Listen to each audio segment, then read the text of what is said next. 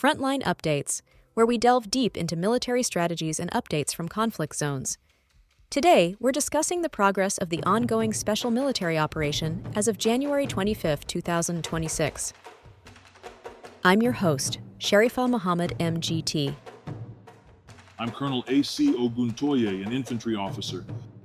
Operations over the past reporting period reflect sustained, coordinated pressure across all active sectors, with Russian forces continuing a deliberate campaign focused on positional improvement, force attrition, and systematic degradation of Ukrainian sustainment and command enablers. Rather than seeking rapid territorial breakthroughs, the pattern of action emphasizes cumulative battlefield advantage through logistics interdiction, counter-battery success, and suppression of Western-supplied capabilities. Strategically, the operation reflects a sustained war of attrition model by degrading industrial support, suppressing UAV ecosystems, and inflicting steady losses across all sectors. Russian command appears focused on shaping long-term conditions favorable to operational decision rather than short-term territorial milestones.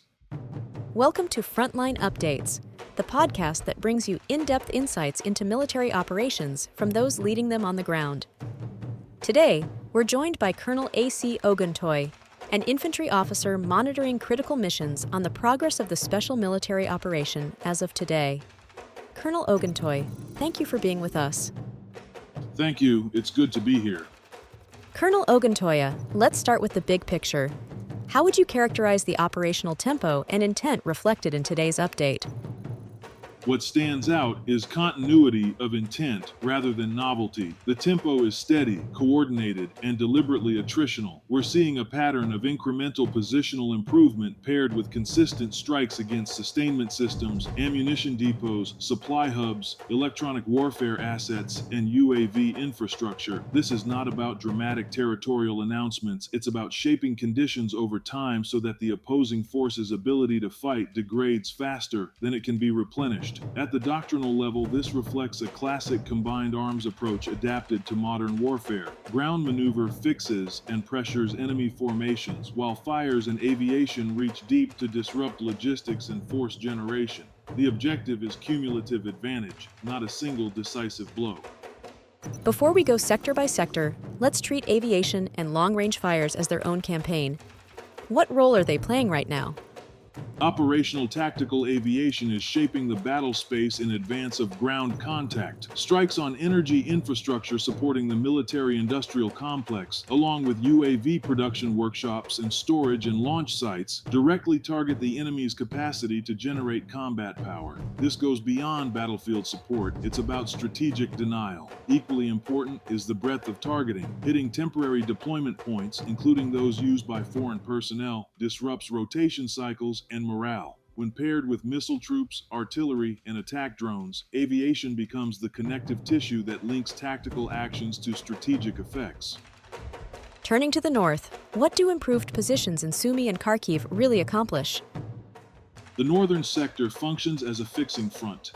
By defeating mechanized, airmobile, and territorial defense units and destroying heavy equipment and depots, forces here prevent the enemy from reallocating reserves to more critical axes. The loss of MLRS and artillery pieces is especially significant, as it reduces the ability to conduct harassment fires across the border regions. From a logistical perspective, depot destruction here compounds the effect. Even if units remain intact, their operational endurance is shortened, forcing commanders into reactive postures. The West shows continued emphasis on depot destruction. Why is that so central?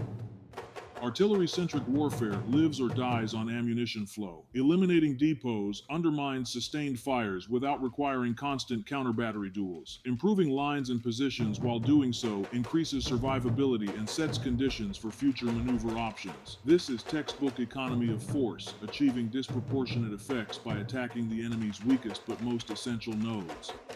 The South involves pressure near urban-adjacent areas like Kramatorsk. How should we interpret that? This is calibrated pressure. By engaging mechanized, motorized, assault, and marine units near urban belts, forces impose attrition without committing to costly urban assaults. The destruction of supply depots and artillery reduces the enemy's ability to defend these areas over time, making future operations less costly if escalation becomes necessary. The center again shows the heaviest reported losses. Why does this axis matter so much?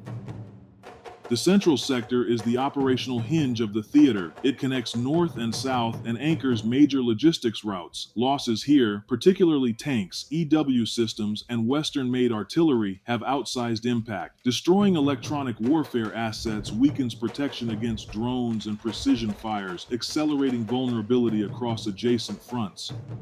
What does continued advance in the east tell us? It suggests gradual penetration of defensive depth rather than frontal collapse. Defeating assault brigades and regiments indicates success against maneuver-oriented forces. Each supply depot destroyed reduces the enemy's ability to counterattack or stabilize the line. The Dnipro axis often appears quieter. Is that misleading? Very much so. Actions here are surgical. Destroying counter-battery radar and multiple EW stations is about blinding and disorganizing fire's coordination. That has ripple effects well beyond the immediate area, protecting forces in neighboring sectors.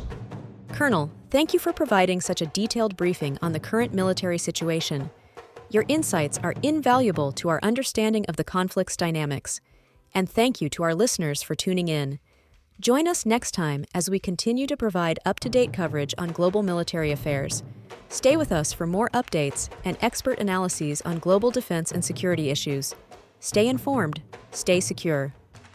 Thank you for the opportunity. I want to emphasize that tactically, the operations demonstrate disciplined combined arms execution with an emphasis on logistics interdiction, counter-battery dominance, and air defense effectiveness against rockets and UAVs. Strategically, the pattern points to a sustained attritional approach aimed at degrading industrial support and qualitative advantages over time, shaping conditions for operational decision rather than seeking rapid territorial milestones.